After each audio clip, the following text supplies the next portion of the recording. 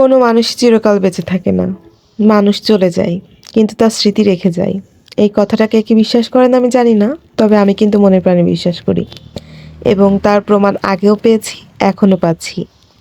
তো কথাটা হচ্ছে, আমার দাদি কিন্তু এখন বেঁচে নেই, কিন্তু দাদির একটা স্মৃতি আমার কাছে রয়ে গিয়েছে এবং অনেক বছর পর বলতে গেলে সেই স্মৃতিটা সামনে এসেছে। তো ভাবলাম যে মেমোরি করেও রাখি আমার ছোট্ট পেজে, অ্যান্ড আপনাদের সাথেও শেয়ার করি। তো সেজন্যই মেইনলি এই ভিডিওটা আপলোড দিচ্ছি।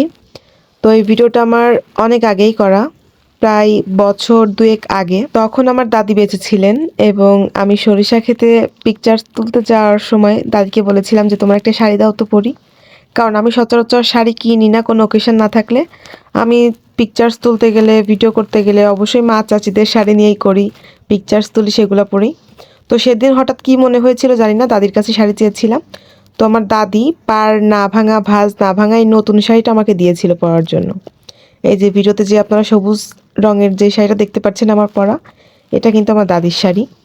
তো এই শাড়িটা পরে আমি এই যে সরিষা খেতে যেয়ে অনেক অনেক পিকচার্স তুলেছিলাম, ভিডিও করেছিলাম।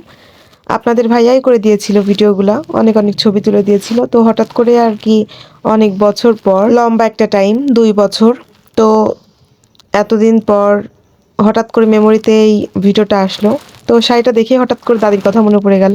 যখন এই ভিডিওটা করেছিলাম তখন দাদি বেঁচে ছিল এবং নিজ হাতে শাড়িটা আমাকে দিয়েছিল, কিন্তু এখন আমি ভিডিওটা দেখছি ঠিক আছে, কিন্তু দাদি এখন আর বেঁচে নেই।